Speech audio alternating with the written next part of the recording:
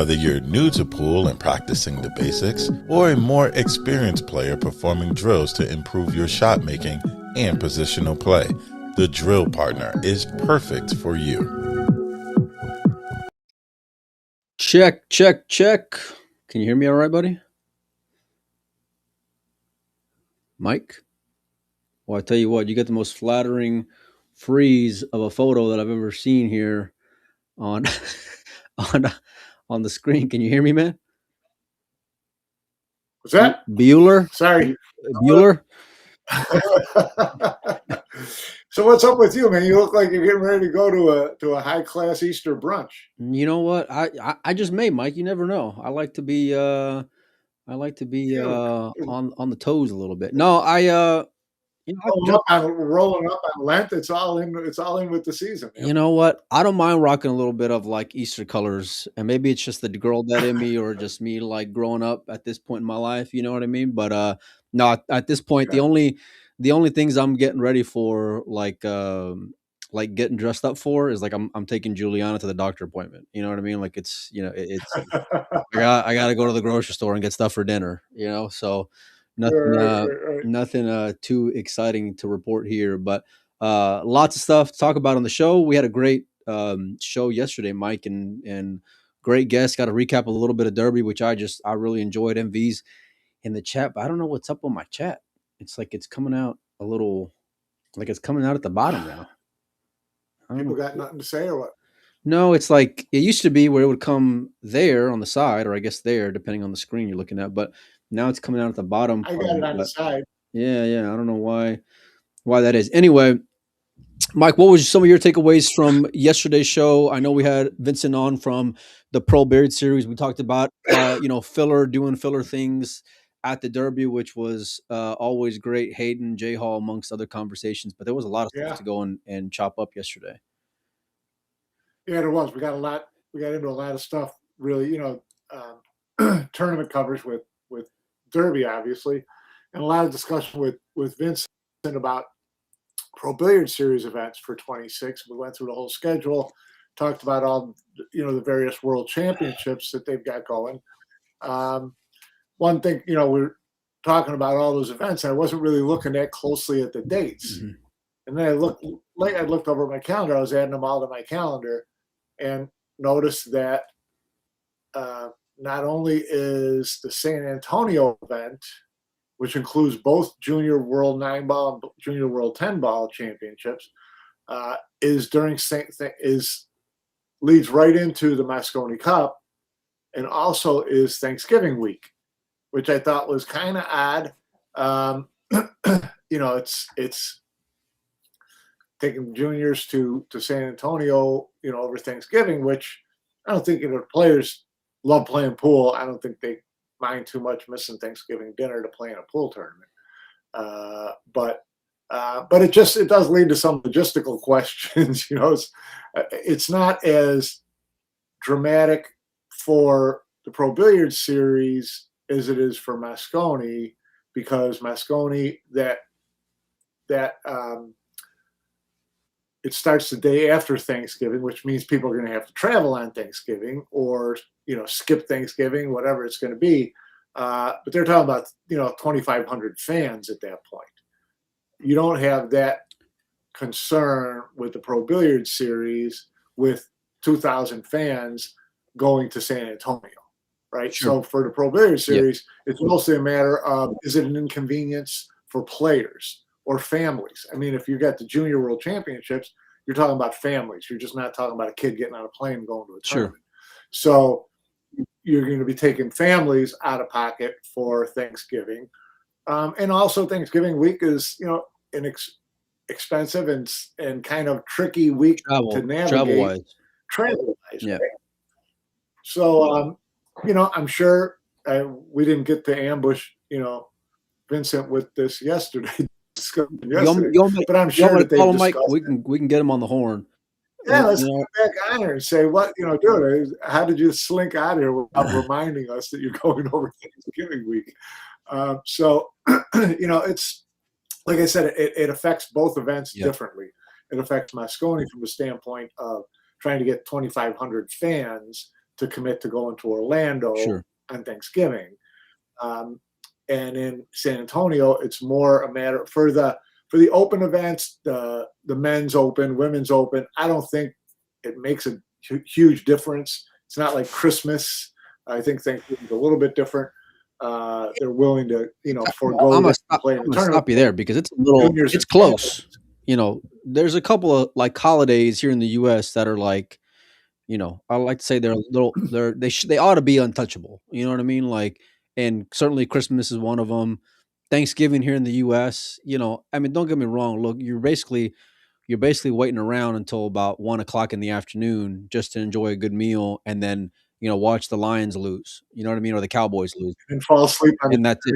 the Wake up couch. in the Yeah, evening to watch a Green Bay game, for the nightcap. You know what I mean? That's yeah, that's about all you're doing on Thanksgiving. But like, it is a time for families. And look, I'm gonna give you, as we were going live with this, it was just coming to my head and I'll give you like the parents kind of perspective, because you deal with these logistics when it comes to the kids side of things. Number one, you're absolutely right when it comes to the expense of traveling during like a premier holiday, because everything will go yeah. up.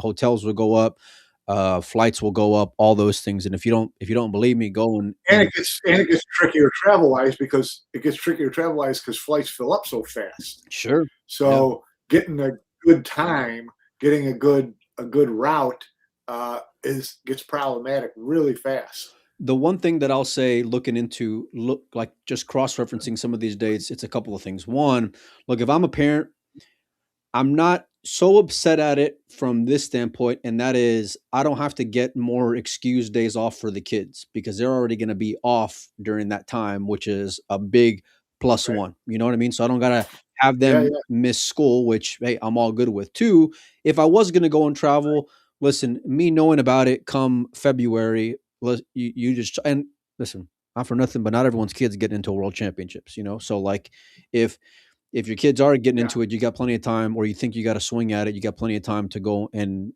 plan ahead, which is great in terms of announcing the calendar. But the other side of it is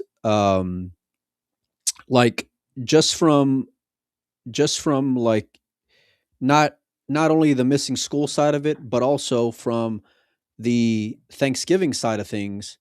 uh it's like, as a parent, I don't have to ask for more time off either. I like, in other words, I would have already gotten, if my work allotted me time off during the Yeah, holidays, right. Right. like I'm already going to get those days off, which is great. You Right. know what I mean? So Yeah. Yeah. Because a lot of people get that Thursday off to get that Friday off, so they are not burning vacation days. yeah, And really, the point is that it really only affects U.S. players, and it's a world championship. So yeah. how many U.S. players are going to be in World Juniors?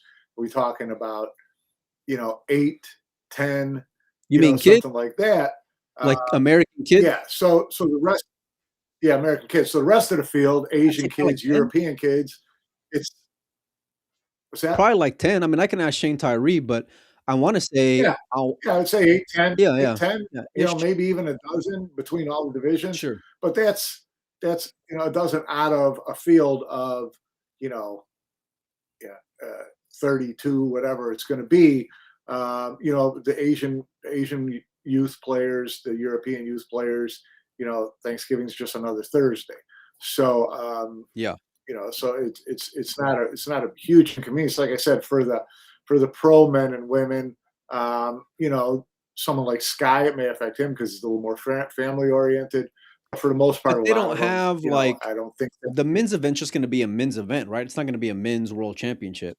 Yeah, it's just going to be a men's Yeah, yeah, open. Just going to be a men's open. Women's going to be the same thing. yeah. No world championship, no.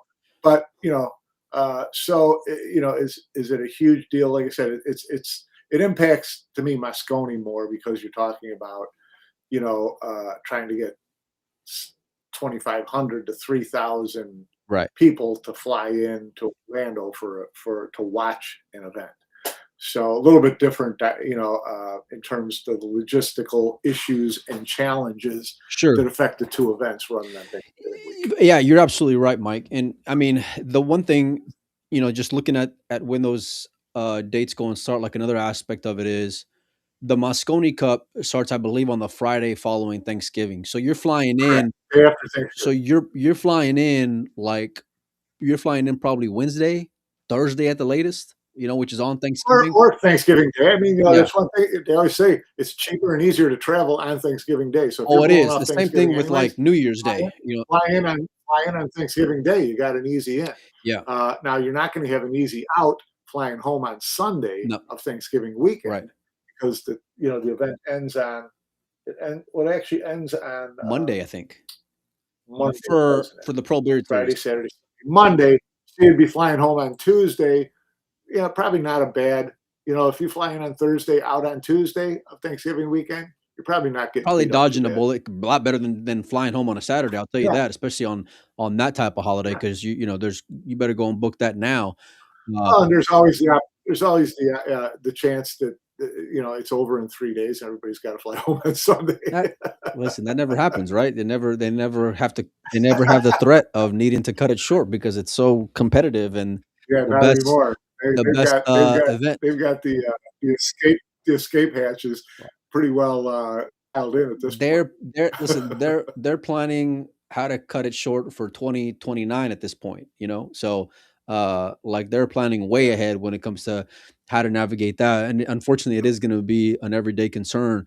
And from look, Moscone Cup is special. Obviously it's lost its luster in my opinion over the last couple of years, and it looks like it's hard to tell with Matchroom and how much those seats are really selling because one, I'm surprised they're pushing it the way that they are. I'm guessing it's a little bit of a reaction considering how flat and lack of promotion there was for the Moscone Cup in Europe and the fact that it didn't sell out like we had been seeing.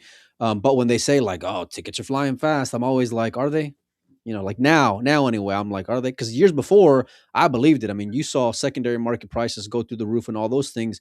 But like when you're traveling, especially for traveling for a pool tournament's already brutal enough as it is. But then you think about the expense of hotel, flights, food, staying at a resort, then you factor in, of course, the ticket to get into the gate, So like all those things go and factor in. And when you end up with a flat event, that's when it ends up being, you know, you're weighing it out a lot more than what you were, where you were like, you Yeah, wanted to really get that ticket as soon as possible because you didn't want to miss your thing. And not only that, but depending yeah, on where yeah, you're yeah. coming from, Mike, I mean, we just came off of a brutal snowstorm, hitting the country. So like, what's to say Right. that couldn't happen in come November. You know what I mean? That's always going to be a concern at that time of Yeah, year yeah. as well. So, um, but I do think that from the Pro Beard Series side of things, it's a ballsy move to go head to head with the Moscone Cup. That that I'm not so sure is a Well, smart move. You know? I I don't know. I don't know how ballsy it is to do it. I mean, because you look at where the impact is. Okay, Hmm. the PBS events really don't. They're not live crowd driven. It's free to go in there and watch it, and but you're not getting 2,000-3,000 people clamoring to go to San Antonio to watch a PBS event, right? So it doesn't affect them from that standpoint. And it's with Moscone, as far as the players go for the tournaments, you're talking about 10 players who aren't going to be there. Yeah, Right. yeah. So they're not missing out a lot of players. They're not missing a lot on fans traveling from overseas to come to the PBS event in San Antonio. They don't have those kind of expectations. So to me, it really is, not that risky a move for them. There's a couple logistical challenges and it's a little bit of a head scratcher, but it doesn't affect them really a ton in um, Sure, but what? uh, player attendance or fan attendance. It hurts them in player attendance, but let's face it, it's just a normal men's open event in San Yeah, Antonio. yeah. Were they likely to get, The Americans. all these players from Europe to fly over for it? Yeah. Probably not. The US, so really they weren't risking a lot from the players side and not a lot from the fan Well, side I to just me. don't know what you're going to lose something in terms of viewership. I can guarantee that. And because yeah, that's Viewership, what I'm yeah, yeah. saying. As far as online Yeah. numbers, although no one's paying for their event. So if you're a fan and you want to watch pool and you don't feel like paying for a Moscone Cup because it's already 8-1 on the second day, you know, Well, you go ahead and you yeah. watch PBS for free and you watch the How juniors many and you watch how many, whatever. like, So, you know, how many there's photos can we get of, like, people just, on their phone come Moscone Cup, and they're watch at the and Moscone Cup watching the yeah, PBS watching or watching vice the Pro versa. Birds. Yeah, I that yeah, what yeah, Christmas and Thanksgiving are to the American market, the Moscone Cup is to the pool market, like, it's leave it alone, yeah. that part I'm not in love with, and maybe it's a bit selfish as well because, you're torn from a fan and from, doing all this as far as where to go, because San Antonio for me is real close by. I love covering junior events just because their enthusiasm and, you don't have any of the BS and attitudes that you get from dealing with Yeah. the pro side of things. I think from the American pro player standard, we weren't necessarily getting a ton of those going to Pro Bird Series anyway, although you're seeing more this year, maybe the end of last year. I think you're seeing more. Yeah, you're Yeah, seeing more, and it wouldn't surprise me. So it's going to cost them the American players for sure. Maybe four out of it would probably cost them at least 3 out of the yeah. five. Well, the good thing is, I mean, like So somebody's gonna get an extra opportunity to go play Pro Bird Series during that week because Thorson's taking somebody's spot, which is good.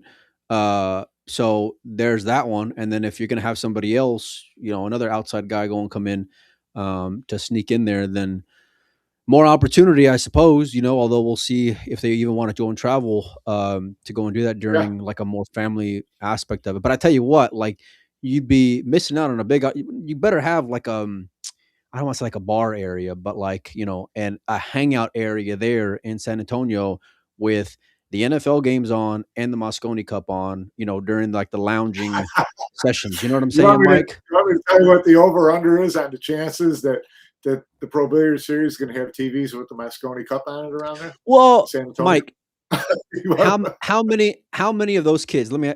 I'm being serious here. How many of those kids do you think that are going to play in those World Championships have aspirations to play in a Reyes Cup or a Moscone Cup? They do, but they're not going to use their downtime to sit around watching a Moscone Oh, Cup. I mean, bullshit. they're in there. Oh, This is a business.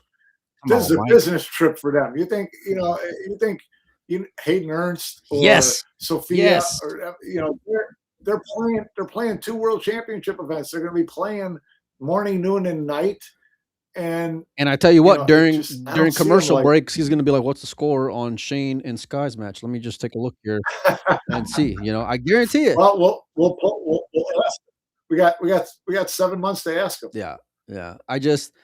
That's the part of it that's a little rougher for me because, and look, I don't love anything. Like I said, I don't like anything being scheduled on top of Thanksgiving. Personally, I just don't. But like I said, the time that you get ahead of time to go and figure it out, I guess, is a big plus. Of course, the financial aspect is night and day, because you're not paying for entry there, which is big.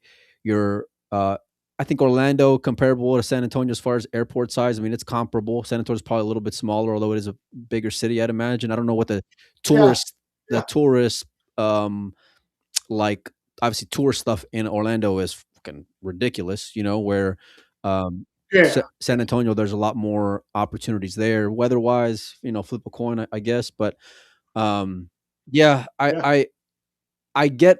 I'm imagining that it's the same thing that the Pro Bird Series gets is what Matchroom's getting, and that is a good rate on, or they're getting the venue for free because there's yeah, not a yeah. lot of other things that are wanting to be scheduled on top of Thanksgiving, you Yeah, know.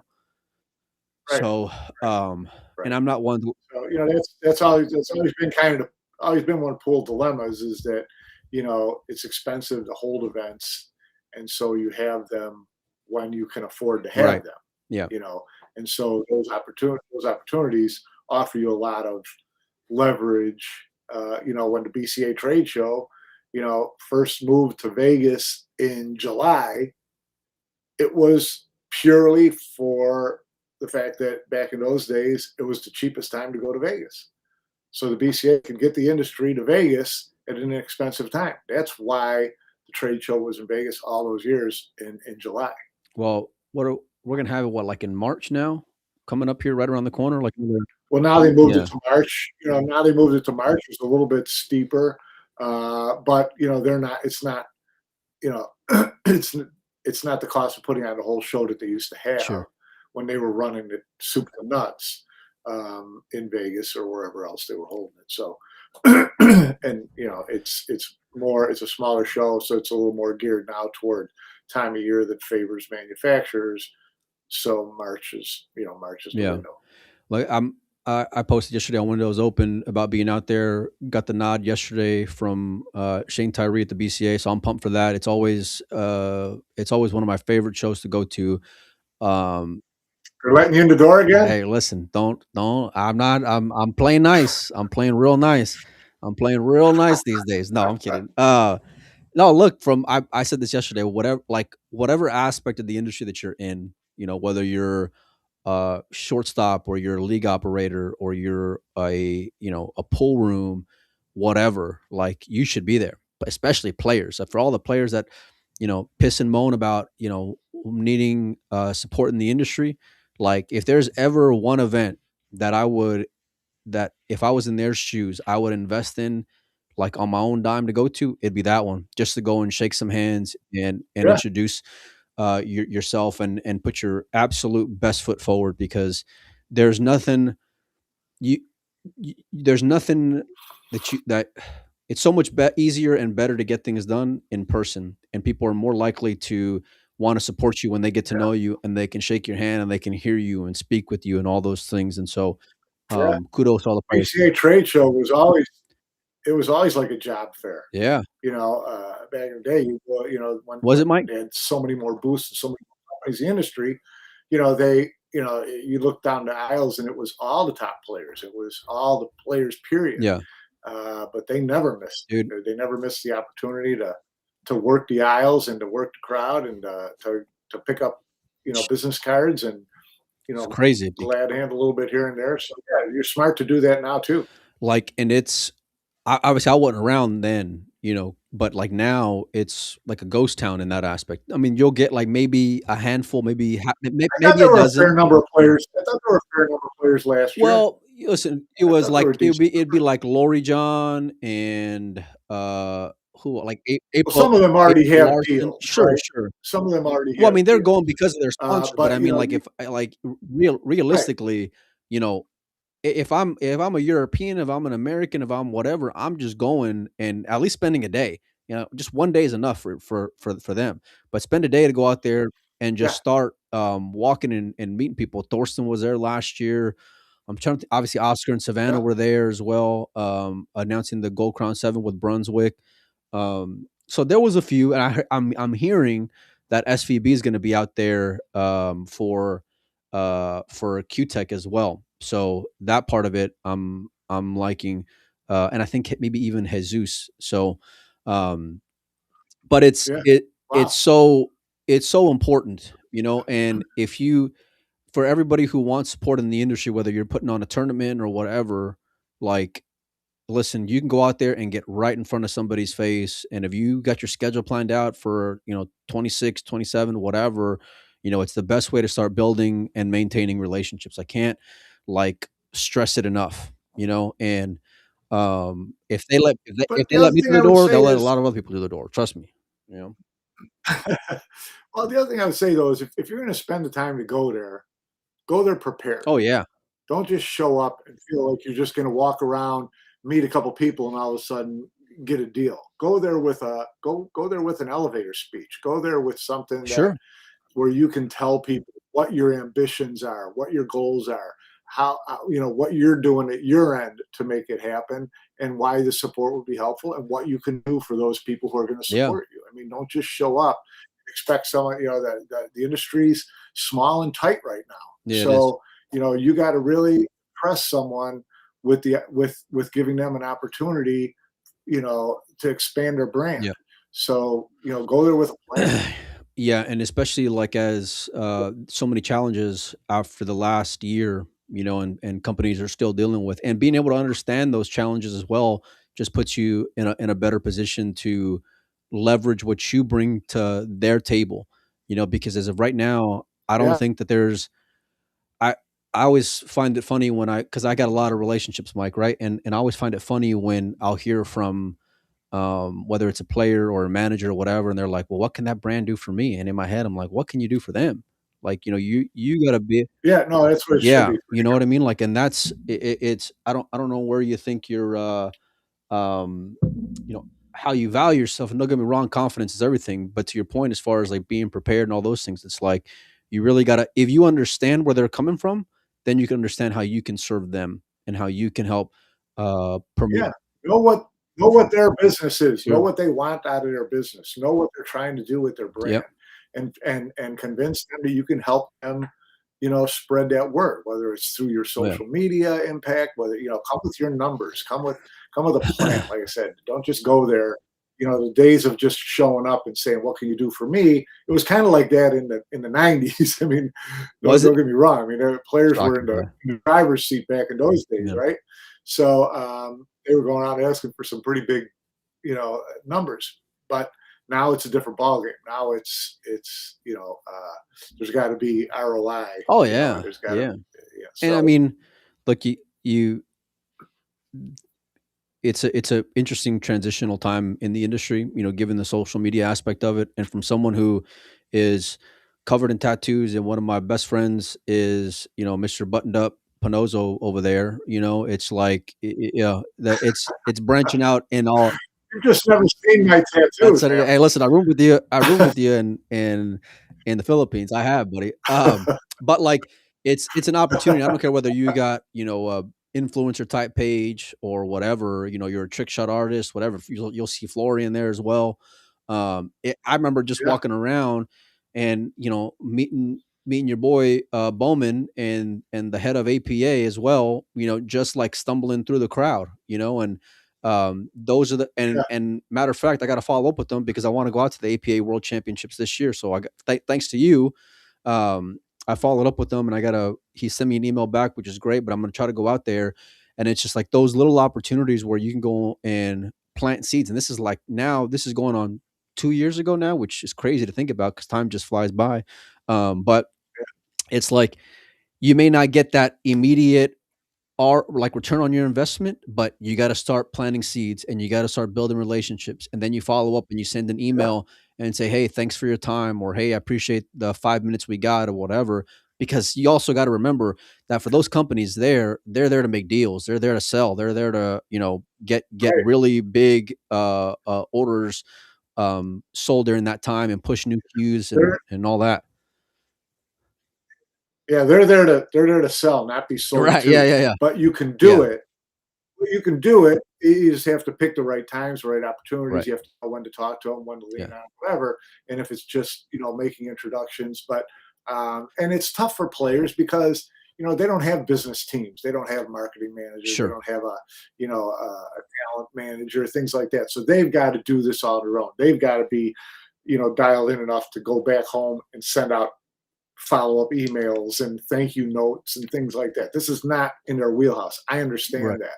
So you cut them a little bit of slack in that area. But the ones that ahead of time and figure out how to make it work, those are going to be the ones that are going to be most likely to come away with some help and some mutually beneficial arrangement for them and whoever Yeah. they're talking to. So listen, there's a lot of opportunities there, and players, if they want, if they want to take advantage of it, it's like I said, you could do it in a day. It's certainly Yeah. worth Yeah. Yeah. doing.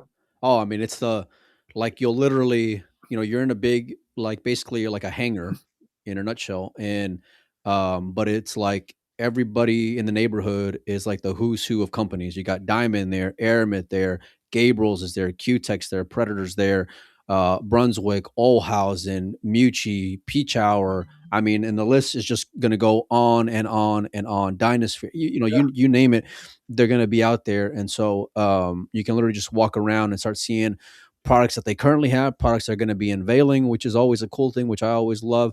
And just better understanding the business side of the industry. And it's like I said, it's so vital. And I'm really looking forward to it. Although it's going to be on the tail end of like a long stretch out there in Vegas. So that's the only part that I'm, a little nervous about. You know what I mean? So you'll be working on fumes. You'll be working on fumes by then. yeah, no doubt about it. I got to leave in like probably like another 2 weeks ish, something like that. So, Mike, a lot of other stuff coming out within the industry and of course all over. pool. I've been watching on social media. You look over at the Matchroom site over the last couple of weeks. PLP is coming. It's going to be at Classic Billiards there, and I don't know if it's in Miami or if it's in Fort Lauderdale, whatever it is. I think if you look at Miami area. Miami, if you, Miami area. Yeah. according to Matchroom, it's in Miami, but I think they're somewhere else realistically. But uh, it's a lot sexier when you have Miami, when the neon and all that. You know what I mean? And so, I'll tell you what, you don't want it to be. Listen, you don't want it to be anywhere near Miami if you're on a budget, dude, let me tell because you. you know everything's got a couple extra zeros at the end of Oh it when you go Lord, to yeah, Miami. yeah, yeah. Well, I mean, Yeah, look, you know how PLP's Vegas gonna be can be too, but you there. can find some gems, I'm sure. I'm imagining anyway. Our buddy Jack, our buddy Jack's going to be there from Matchroom Where at in at, in Miami at PLP? Yeah, PLP. yeah, yeah. Well, I'm sure the whole team's gonna be out there, Yeah, which is great. You're gonna see a lot of yeah, a lot of players, Mike. And before when I would see like the whole premise of these quote unquote invitationals was we're going to you're going to get X amount based off of rankings, and then you're going to get X amount based off of like wild cards, so to speak, right? And so I thought this event in yeah, particular was what was it, 8 offer rankings and then 8 wild cards. But when I look, at least to see to this point who's all been invited, I'm only seeing what 3 guys in on uh, that are in the top 8. I saw FSR, which you always expect, former world number 1 for the longest time, yeah, Mr. Matchroom, yeah, Yap, who is currently sitting at number 3, and Kachi, who was sitting at number 6, which by the way, I did not expect that one. And Little Brother got announced today, which I yeah. thought was cool. But that one, out of all these announcements, Mike, though the Kachi brothers were the one that I was like, that's pretty good. That one I was digging. Yeah, yeah, No knock on Yap or Fran, but we've seen you at that dance plenty of times. I don't remember seeing at least Little Brother. I yeah. can't No, remember that's a good get. about Big. That's a good get for that. Talk to me. I think Big Kachi just looking for a week in Miami. Hey, you know what? I don't even think about that. I bet you that boy's gonna be having fun. He's like, oh, you know what? I'm in last Yeah, place. Yeah, he's gonna be a staple on Collins, Avenue he's down gonna be there. showing off, getting tanned at the beach, right? Oh yeah, I'm mad at you. Go do your thing, man. But talk to me realistically about some of these players that you're seeing on there, Mike, because of course you got some of the obvious ones, like, well, obvious from the standpoint of that they're reaching for clicks and likes, at least from my vantage point, because AJ Huang, uh, who else? Januardo, who's gets the Indonesian market. I haven't seen any American players, although we were kind of like joking yesterday about the fact that Thorsten is in. So does that really hook your quote unquote American market, given that he's rocking the red, white, and blue? It's like it's some interesting choices, and I want to get your take on what you expect, like the competition and the enthusiasm level to be like out there. Well, I mean, listen, competition and enthusiasm level, those kind of you take those in moderation when it comes to the PLP. The PLP is just a daily grind for these guys. It's not a big fan based event.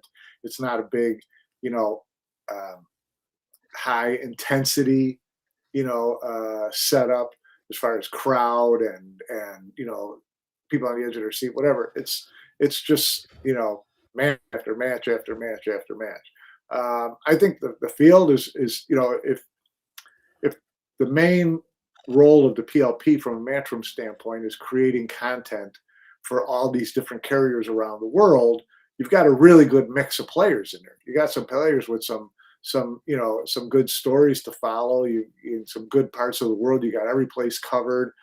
Pius is there, John Mora is there, Jesus is there. Like you said, FSR, Torsten, Moritz, lot of good names. Huang from Vietnam. It's a good lineup really so far.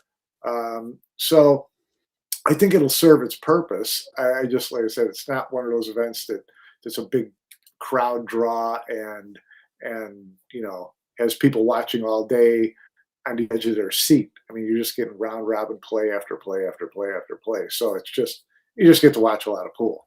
Yeah, yeah, yeah. We talked about um we talked yesterday about what Federer did out there at the Derby, right? And I kind of, threw a little jab at them about, the Gorse Slam and how they fucking rode that train, till the wheels came off of that. But the one thing that I really love about Derby is the history of it, right? Like you look up and you start seeing like, year after Yeah, year after year of banners and banners, you the know what yeah, I mean? And so, but when you lose events, right, you kind of lose the history of it, which helps, which kind of takes away like its prestige. And not for nothing, but I would have much rather have seen a World Pool Masters this year than to see PLP, and I know you from their position, they're not able to ride the players the way they can ride them in PLP, right? Because you're getting single elimination, all right. those things, right?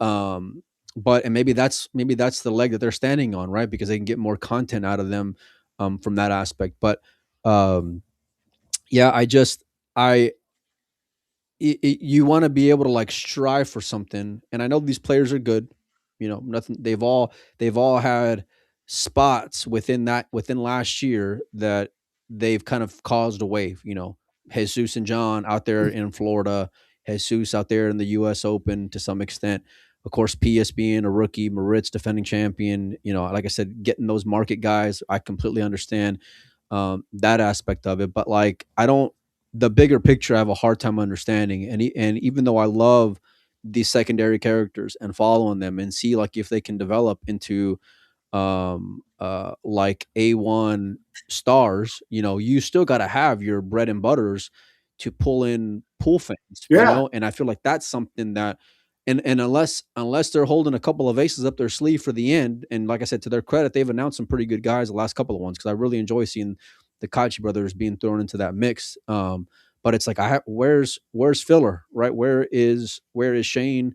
Where is Federer? We want to have the big three. I'm Vegas. imagining they're Vegas.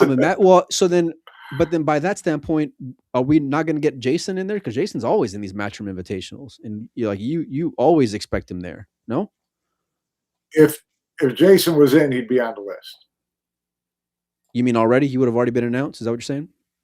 Yeah, don't you think? I don't know. I don't know. I want to.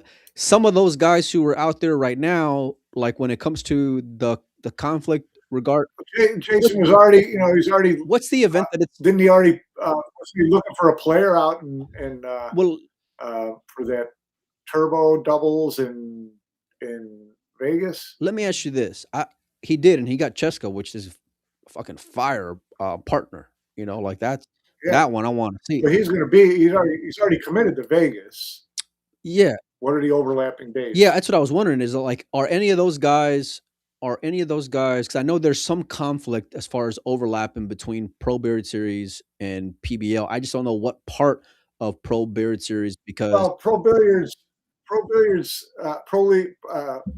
Premier League pool is the 18th to the 22nd, so right? 5 days. And which is like you run into the very beginning of Vegas. I think that Turbo Doubles is like the first event in Vegas that's on the 22nd, and they rifle through it in one day, if I'm not mistaken. So, if Jason's in that event, you got to assume he's not going to be at PLP. Well, let's see. So the men starts on 18.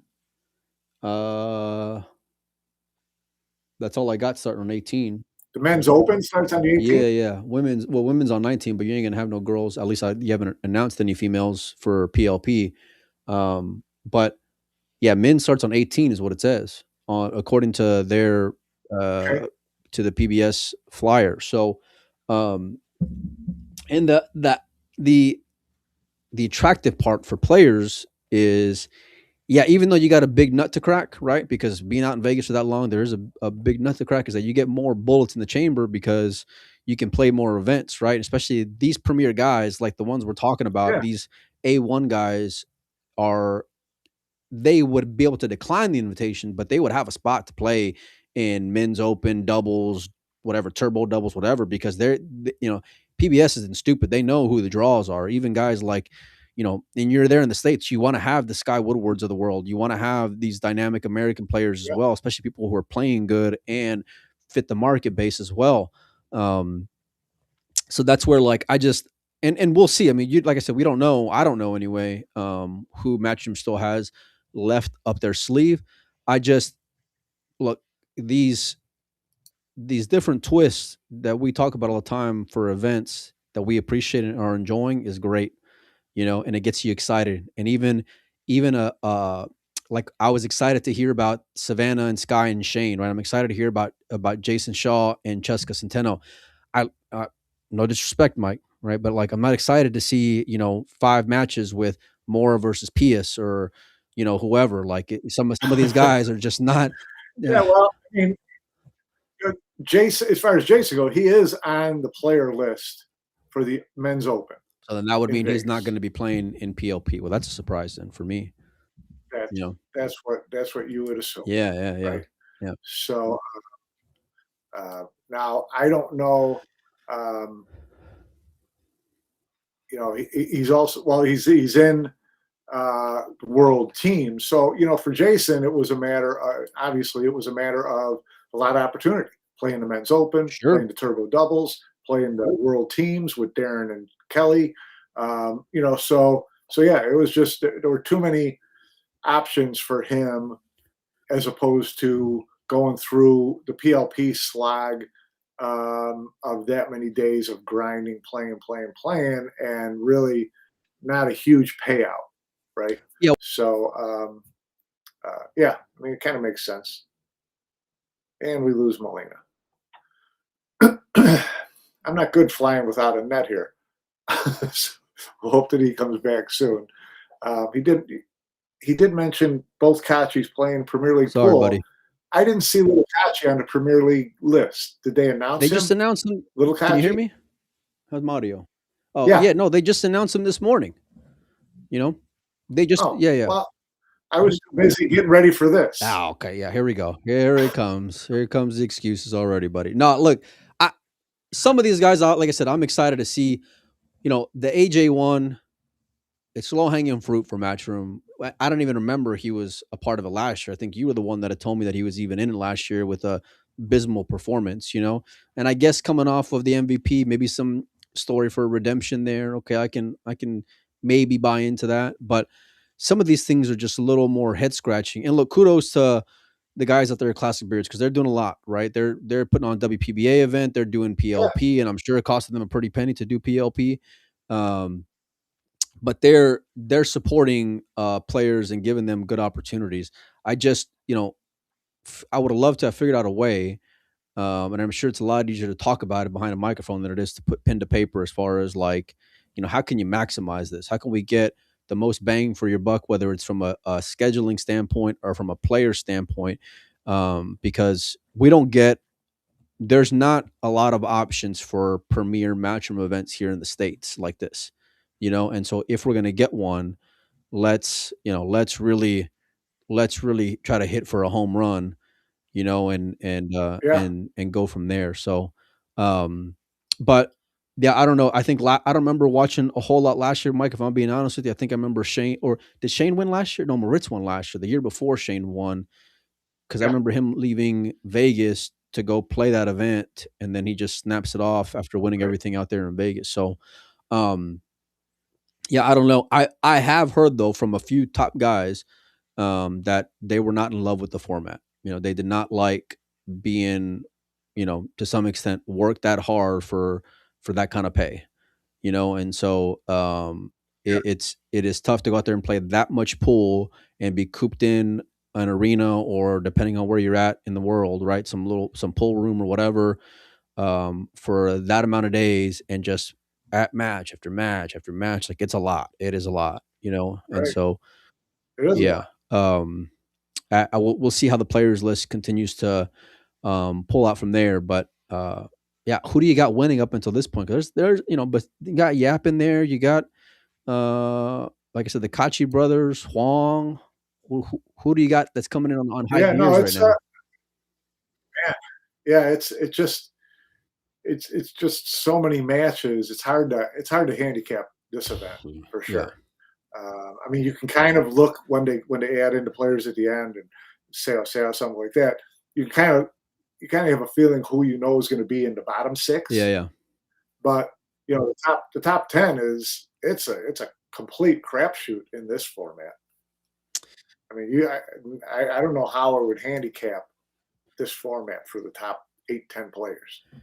It's just, short races, round robin type format. It's a lot. So someone gets on a little bit of a roll.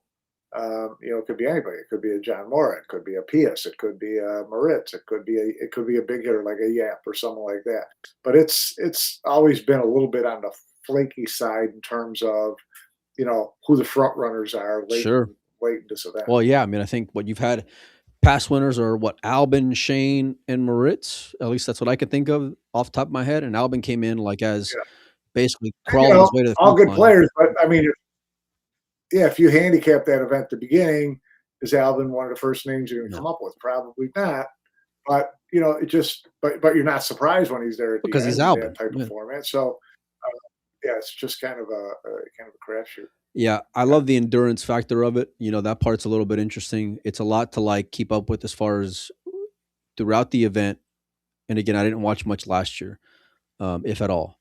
But I remember throughout the event, like it was hard. The one thing that you love in sports is your scoreboard watching, right? You're seeing whether it's standings or whatever. And in this case, standings is going to be where you're at. But even then, it's like it takes so long to get to where that cutoff is, or the first cutoff. Yeah, to where it makes difference. Yeah. It's just there doesn't seem to be a lot at stake watching matches. Yeah. So you don't have that really, investment in who wins this match. It's, the guy's going to play 3 more times today, so he can bounce back. Whatever it is, it just doesn't have that intensity draw to it that something like World Pool Masters single elimination. I mean, it's do or die every time you're out there. So didn't we get some inkling that there was going to be a World Pool Masters this year? Okay, you want to go down that road? We can go down that road. So I had heard there was I'm not holding my breath for a World Cup of pool, but I do think that there's a possibility we'll see a World Pool match. Here's the part that's like tilting, right? Because we'll get pegged as like a bunch of shit talkers, right? And I don't have a problem talking a little bit of shit, that's for sure. But at least come and have a conversation about things, And these days with Matchroom, they don't. The last time I reached out to them, I sent them a list of topics that I wanted to discuss, and there was a mix of cupcakes, right? Because I know they like to promote their events. We'll do that. Okay, sure. We'll talk about the Reyes Cup and how exciting it's gonna be and how pumped up I am for it. Okay, sure. But then we can talk about the tough part of things, right? We can get into it. And World Cup of Pool, they've been dragging their feet and dodging that question for years now. And it's a great event, and it's a fan favorite event. And not only have you avoided answering the question lately, but now you're just, the last thing we saw on social media was Emily basically, it seemed like waving the white flag in terms of, it ain't going to happen to some extent. At least that's what I took out of it. When she was responding to a fan's comment on Facebook, which is fine. But just listen, if you can go and make the outside the pool media circuit come out and have a conversation about it as well. What's holding it back? Why now is it dead compared to last year, the year before, where you were bullshitting us, giving us hope, or you knew that it wasn't going to happen then, and you were just lying to our faces about it, trying to keep us on the hook. Which whatever, shit happens, and you got to pivot. And I don't know what her challenges are and all those things. And the same thing comes for World Pool Masters and World Cup of Pool, because I had heard, I don't know if it was last year, the year before, but I had heard like Middle East beginning of the year. But then the year prior, I remember hearing beginning of the year as well, and those were, and again, it wasn't nothing public, but those were some of the things that I was hearing about as far as when it was able to come out. And it seemed like even in private conversations that there was still some hope that it were going to be put back on there. But again, at least for me, because my relationship with Matchroom is not in the best standings, as you know, Uncle Mike. A lot of fans may not know that, but because I got tired of. I think they probably have a pretty good idea.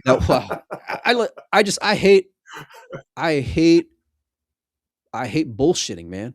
Like just come and have a conversation about it, for better or worse. There ain't no need to and there's not enough fans to go around to where you can lie to them and still expect them to believe the bullshit. Just come and have a conversation about it, and then we can move on with it, right? No Whirlpool Masters, fine. Well, what other invitational events are players working for? Because that's that's what you that's what you have sold us on from the beginning, you know, Yeah, and that was the sales. that's what you sold Yeah. players on from the beginning. That's what you sold fans on from the beginning, and so the fact that that's pivoted and you don't want to go and have a conversation as to why it's pivoted or what the next goal is or how are you shifting, what incentive, like what's the end of the rainbow here? Because you're not selling me anymore on the Mosconi Cup because of these bullshit picks that you're doing, right? Whether Reyes Cup or otherwise, because you're never going to convince me that Efren wanted to pick Huang or whatever. It's just it's a joke, um and even then I'm still not a believer that Django picked AJ, but I digress. I'll leave that one alone, for now and save it for another day. But yeah, I don't like, I'm not going to kiss their ass to just play their game as far as promoting the events, but then they don't want to answer any tough questions, because PLP, I should know who my first 8 players are. And the fact that I don't know that, or the fact that the 8 players aren't there, well, why aren't they there? Because I thought all of your events were like, you know, the the top of the top, and it seems like as of late there's a shift. And when you start seeing guys who are, especially matchroom guys, right? Jason Shaw is a matchroom guy. When you start seeing Jason going and playing in Vegas for a Pro Beard Series event, when he hated those tables, he hated that format, he hated all that. When you start seeing him go, Shane, same way. Shane the same way, Mike. When you start seeing them go and pick those events over your invitational events, then something's amiss with the players, on top of that. And again, it's not always going to. Well, listen, I don't think there's any doubt. I don't think there's any doubt that the light's gone off. But you wouldn't that there's have known that, Mike. You got all these chat covering your face. It's climbing right up your side of the. Can you see me, Mike? No, hold on, I'll turn it off. Yeah. You're like the water's rising. That's Emily's. When Emily's just getting hotter and hotter and hotter and more pissed off, she's just fucking just turning more red. It's like one of those movies where the guy's trapped in the car and the water's filling up, and you're. I know. I probably should. That's probably a sign I should shut up, Mike. I think that they realize that there's some fracture there with players in terms of picking and choosing events this year and what they're buying and what they're not buying and what narrative they're buying it into. And so, listen, hopefully they're sitting in a room and saying, how do we fix this? How do we get the players back to dying to play in any event we have? That's they got a lot on their plate. Listen, should they be more upfront with us? You would like to think so. Are they obligated to? No, they're not obligated to. We're the press. We're the media. You don't have to talk to me. You don't want to. That's fine. So, but taking the approach that nobody sees what's obvious. Come on, man. Is kind of a head in the sand type of approach that you should be bigger than, and that you should be taken on a little bit more, head to head. So you'd like to think so. I'll give you like some, we had a good relationship for a while, and even to some degree, I still there's mutual respect, at least from my standpoint. I'm going to say whatever I want to say within reason, right? But I'm still going to keep certain things close to the vest, as you know. But like, well, I'll go back a couple of years, Mike, right? When Predator was taking a bath publicly for the format, tables, conditions, cloth, whatever, right? I remember being out there in Vegas and having Karim on, very, very beginning. Now part of what annoyed me after that, because there was still a lot of questions, was every time I'd hit him up, I wouldn't get a response back, right?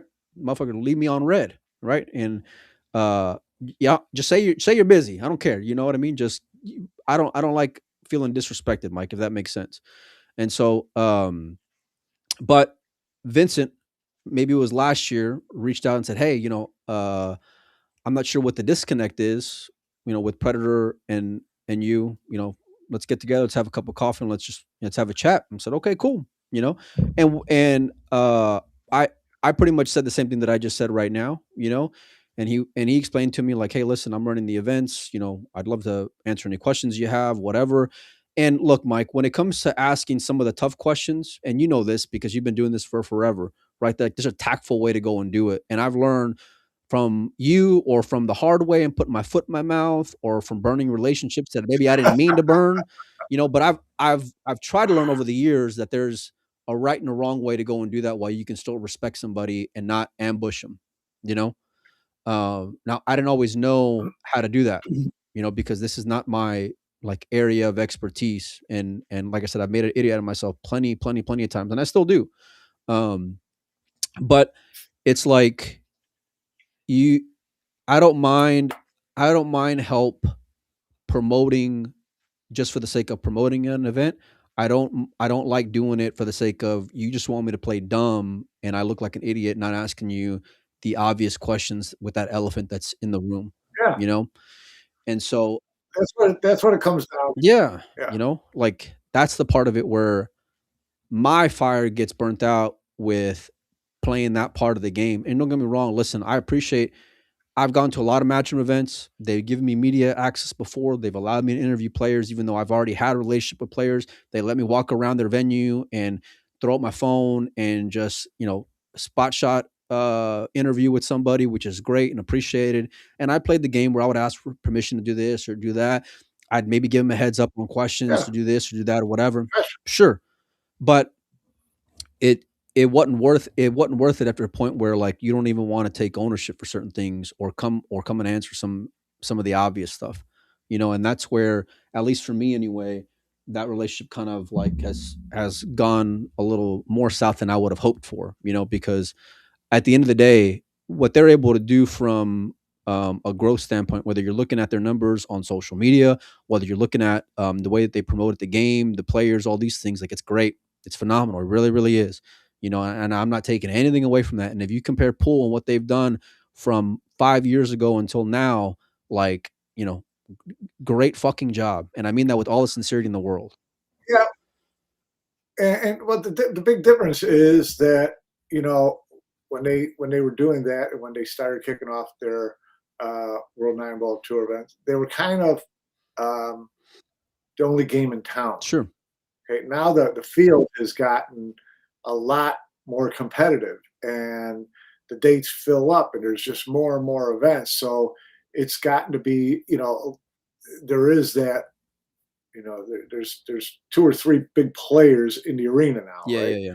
And you've got to um, you've got to understand that that's happening and that you're part of it.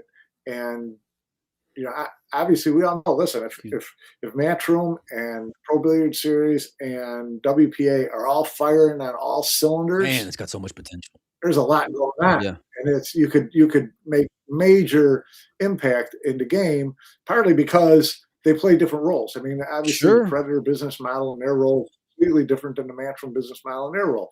And so if they're both doing what they do best and doing it really well, it would be, Pool would be lights out right now. Man, you can But see the potential. Like it everyone, still seems to be like shadowbacks in here and trying to feel each other out and trying to, I've always talked about Pool being way too stuck with turf protection, ain't that the truth, and Mike? that's a big Jesus part of it. Christ. I mean, that's So, you know, everybody just got to get over that part of it, and still, you don't have to work. Everybody doesn't have to work together hand in no. hand. It's not, but you can know what your role is and how to maximize it.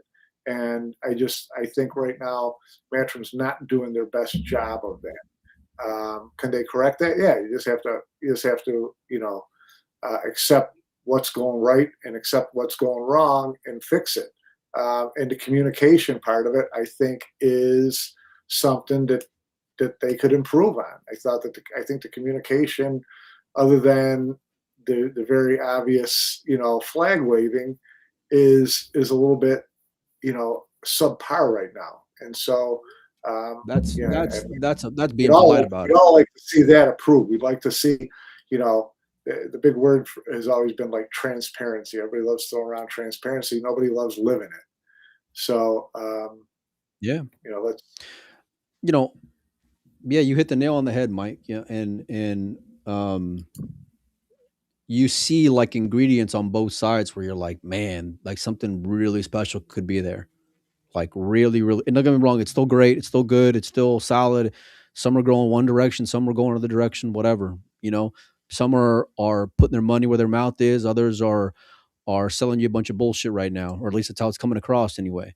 You know, and so, but Yeah, don't don't get sour about assumptions when you don't want to come and paint the color what it is. You know what I mean? Because like, and I've always said, listen, that I've I got tired of knocking on the door when whenever I started getting BS answers over and over and over again. And that's kind of been yeah, my position on things as of late. And Mike, there's been a lot of things like that, a lot of different topics within that matchroom side of things that have been a little tilting at times. But one of them was captaincy, and we talk about Mosconi Cup captaincy. And I noticed that after that Legends event, that very casually and quietly, there was an announcement about Reyes Cup captains, which is great. I guess, in February they want to announce them. yeah, Boosty back again for Team Asia or Team Philippines, and then you got Ralph Suke, and Ralph. which I think is a great plus one if Ralph can do something. But what exactly is he going to be doing Yeah. out there in that captaincy role? Well, listen, to me that was kind of a low hanging fruit, this announcement to make. It's like, okay, it's the Reyes Cup. Rain Manila. We're obviously not going to mess with Boosty. We find another captain for rest of the world. Maybe they knew this before they brought Ralph out there for that, or they thought of it when Ralph was out there, or whatever. I don't think there's any coincidence that they went ahead and announced it as long as they had Boosty and Ralph right there. Just say, go ahead and let's say, okay, here's our two captains. Maybe they made that decision and said, okay, now here's our reason for inviting Ralph to this 4-man legends And Ralph was the showcase. one where I was scratching my So head with that. We talked about that before. To well, some extent. you wanted to get you had an American, you had your two Filipinos, get someone from Europe in there. That kind of made sense to me. Ralph's the legend if you're still talking about Sure. European players. So it was, to me, it kind of made sense. I could see it from a marketing standpoint. And if they were thinking about him ahead of time for Reyes Cup, then it made a lot of sense. Everything dovetailed nicely. But let's Yeah. face it, there's not a lot of heavy lifting going on with Reyes' Well, decisions that's at kind this of like point. what I'm Right. getting at. So it was an easy one. It was an easy one to throw out there, and you're announcing something new. You're announcing something that I thought they could have made a bigger announcement out of it myself, Yeah. but Or it was just kind of an easy thing to get away with. Yeah. you ever seen Office Space, Mike? Come on. That'd be great. Come on. Have you ever That'd tell be me, have you great. seen it before, Mike? Tell me you have. It's a great movie. It's a really funny movie. Yeah, that's the line But from she's like, Office Space. so If you could stay around this weekend yeah. and get all the work done, Look, that'd be great. there's like this really funny part of it where, and the whole thing is hilarious. But the guy's like, in the meeting with the Bobs, right? And he's like, "What would you say you do here?"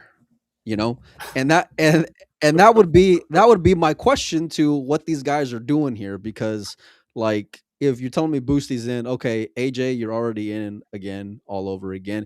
If you're signing on Ralph, I think one of the things you got to agree to is you got to pick Jason Shaw before, or like if he's not a top three, you're picking Jason Shaw as your wild card pick. Well, they So, yeah, they could pick but it's like, anybody in the world. Shaw's on the that's team. what I mean. But like, like you're making this announcement, and these little parts of these big events ought to be something important, right? But you're just casually announcing it like that on our own personal social media, and then there's no like, well, what are they going to get more time to train? Well, what's that going to look like ahead of the event, and when are the teams going to get announced for them to have an allotment of training?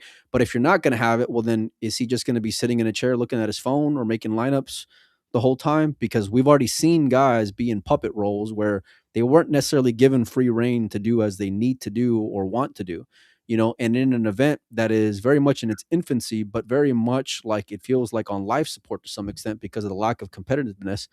It's like you want to see changes that are meaningful, right? And that have substance to them, Mike. That's a good You point. know, Yeah, and yeah. so So you're saying you don't think Ralph's going to have much say in who's on the team? come on, man. I get, I no. Is that the best answer I can give you? No. Last year, who was it last year? That's Jeremy Jones was he? Who was captain last year of yeah, Jeremy Jones? Jeremy. So Yeah, Jeremy, they spun it to pick Sky, right? Two-time MVP. Pick Jason Shaw. Okay. Pick Pius. Okay. But it's like, well, I think hopefully I think they would like to think that they could get Shane to go this year. With Federer. So you'd have Federer, Shane, Ralph's the Jason, guy to bring Shane on board. right? Is that what you're saying? No, I think Matchroom will try to talk Shane into doing Yeah. it. I mean, is he out for sure? If he's not, would you get a second American? Maybe not. Do- If Ralph is, maybe you get, Josh for sure, and That's you what we know, want, right? You want to see a team with a yeah, you of want to course see a you want, team. yeah, of course you want that.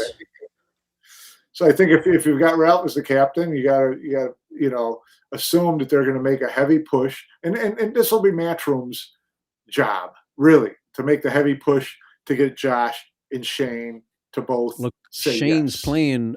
Shane's last Mosconi Cup performance was his best in forever. It feels like so. Like getting him in that event. Yeah, but he didn't want to go to No, Reyes no, no, Cup no. He last did. year. He did not. But So that's a bigger question. You know what I mean? It's a bigger issue. But right. So how do they talk him yeah, into it? yeah, yeah, yeah. Exactly, Mike. I mean, how do you get that fish on the line?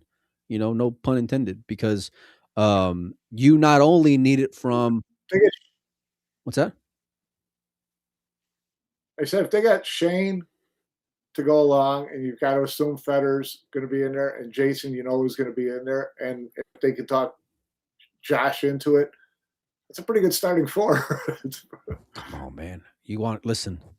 Even I'm gonna turn around that I'm gonna It's a pretty good I'm starting gonna turn four. around that no gambling sign and flip it over, because you're gonna give me Shane, Federer, and Jason on the same team. Yeah, Heads. Let's go. yeah, We can figure out the fifth guy. And it yeah. So really, so the big thing is, are they going to be able to talk Shane into saying yes, and are they comfortable with Josh again? Because Josh will play if they invite him, he'll play. Josh should play. So those to me are and I'm not downplaying Ralph at all here, but those are matchroom, Well, not decisions, but it's a matchroom to make those. I just wanna don't make the announcement and act like it's something until what exactly are you gonna let him do? Because that's the most important thing to me.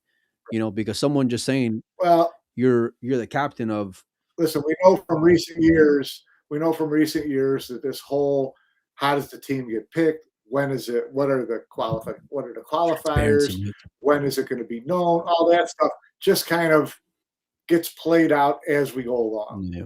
These are the type of things that we would love to see spelled out, announced early, discussed, all that kind of stuff.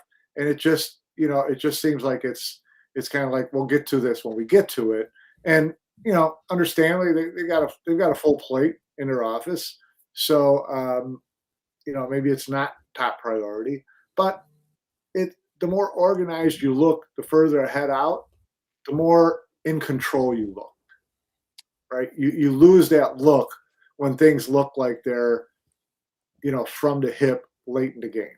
It just looks that's the optic to me. Well, whether it's from the player's perspective or the fans' perspective, they already feel that way. And they already feel like it's not even these guys making the decision, and a lot of guys, even when I talked to Niels, whatever was it, the US Open last year, not this past year, but the year prior, he didn't like the idea of, player captains and all these things and that kind of being decided ahead of time and him and because you're up against it. You're up against it. Look at those two guys they announced in the past couple of days in the Kachi 1 and Kachi 2, right? They didn't even go play the Philippines Open, and they were still in striking distance of making the European Mosconi Cup team, Mike. Yeah. But how crazy is that you're in you're right there. You're so close to getting there, and you don't even go and finish it out. Like if that doesn't tell you the spirit of the locker room, I don't know what does. And ignoring that is not a good look, because then you end up with these diluted events like a PLP or a diluted event in a Reyes Cup that's not competitive, or a diluted event in the Mosconi Cup that's not competitive, and it starts from the top down, in my opinion, Mike. As far as decisions that are made, Yeah, no, it's it not to say does. that players can't be competitive, but you know, the infrastructure in place it's not competitive right now, you know? Well, and a lot of that has to do with the player vibe towards matchroom events is not what it was 3 years No, ago. not at all. Okay, and that's the most obvious. It's the most obvious thing to everybody in the world, and maybe Matchroom's trying to address that behind the scenes or not. But that to me is their biggest job right now, other than to me, making decisions early in the year and announcing them and playing them through. The next biggest thing to me is can they get the players back into the fold um, with 100% buy-in. Now that doesn't mean get the players all back and where they're um, boycotting WPA Yeah, events yeah, like they yeah. tried in the past. Just getting them to buy into what you're selling. And I think part of the reason that they haven't been able to get the players to buy into what they're selling is the players don't know what they're selling anymore. Well, it looks one So way on the that table and another way underneath the table, and it's yeah. So that's a big thing. That's something that I'm sure that they see that they need to work on that, and it's important. It's important that they do that this year to me. you can't pool's not exciting enough in its own right to have like run of the mill players and miss out on the stars because there's not enough stars to go around. That we don't have an abundance of these Yeah. guys, whether from how they execute to maybe their personality, right? So you can't afford to them not be part of the show. And you're never going to be able to convince Right. me that Matchroom isn't the biggest show in the room, because they are, and they do it better than anybody.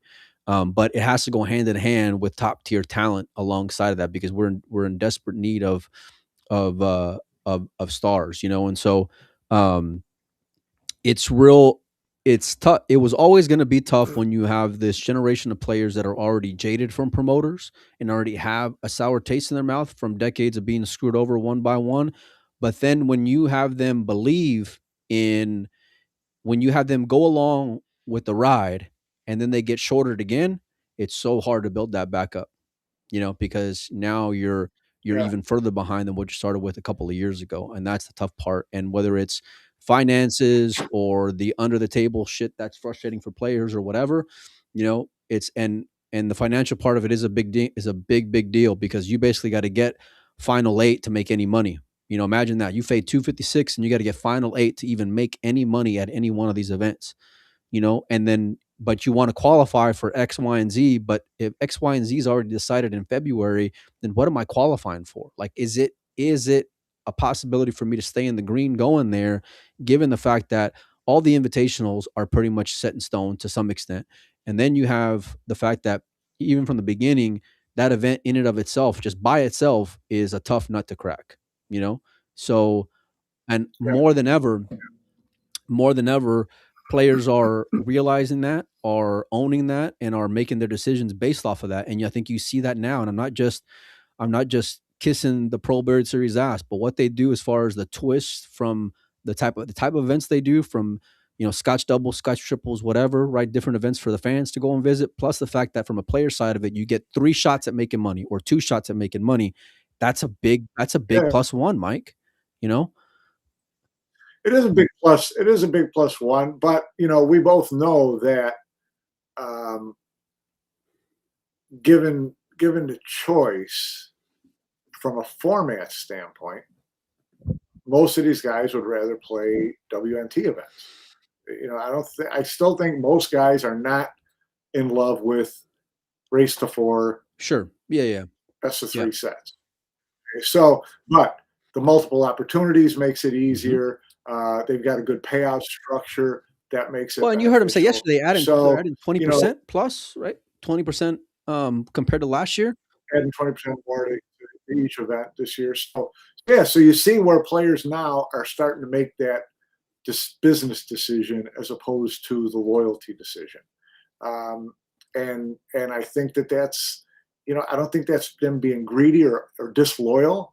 I think that they just feel that there's been a disconnect from that blind faith in what Matchroom produces. Now, Matchroom is still the biggest player in the room, but you just can't live off that reputation. You have to make it real on a daily basis. And I think that that's where the players have felt like, that's no longer the case. I don't. Yeah. I can't add anything onto that. Because the writing is on the wall, in my opinion, and I think for a lot. Let's say, I'm not worried about them like going under No, no, tomorrow no. or That's what I'm anything like that, or everybody completely but I just think that if you want to be the big player that everybody loves again, you got some work to do to get there, and start working at it. Look, start making it obvious. Start making it apparent, and um, give us something to talk about. pool players are up for sale. Like they'll chase the money. That's just the bottom line. But if you have one event from a fan's perspective that's free to go and watch, free to go and show up to, and then the players get more bang for their buck and more players are showing up to it, right? And then you got another one that's putting it behind a paywall. And you would think that if they put it behind a paywall, and given that their social media numbers that they're making, I don't know what their bottom line is or if they're in the green or not, but I'm assuming they're making money off of those platforms, right? And so, but where's that money going to? Like, are they going and putting it back into it where you can see an increase in prize funds compared to the other side of it? Because on the other side of it, just flat out saying, "Hey, listen, we are," and it's not enough where players are life changing money right now, but it's enough to start getting more faith from them, and still keep on going, and they can live to fight another day, so to speak. But you can't milk that cow till it's dry, and then expect them to still keep on producing milk for you. You know. Yeah. So anyhow, Mike, well, this was a fun show. I'm glad we didn't piss anybody off. Yeah, I'll go split my wrists and call it a day. Whatever was left of those legs were, yeah. Like I gotta go to a doctor's appointment with Madeline. I just got a text from Jaslyn. She's not feeling good, so I gotta go get her from school. So I gotta run. But Mike, it's always a pleasure. I will do more stuff. I'm sure we got a lot more stuff to talk about. We haven't even gotten the fact that Oi just won a major event out there in Indonesia and what that meant for him and what his Yeah. Good for him. Yeah. Really easy guy to go and root for. It seemed like he was always trying to get that monkey off his back. And who knows what his 2026 season may be like with this kind of start. And I'd love to see that kind of personality, go and compete for a Reyes Cup as well. So still lots to discuss. We'll try to do another show in the next couple of days. I still got to get on Noel from Q Hub or whatever it is and do that show. So maybe this afternoon, depending on how the girls' doctor appointments goes. But Mike, I'll holler at you. I got to run. You guys go enjoy the rest of your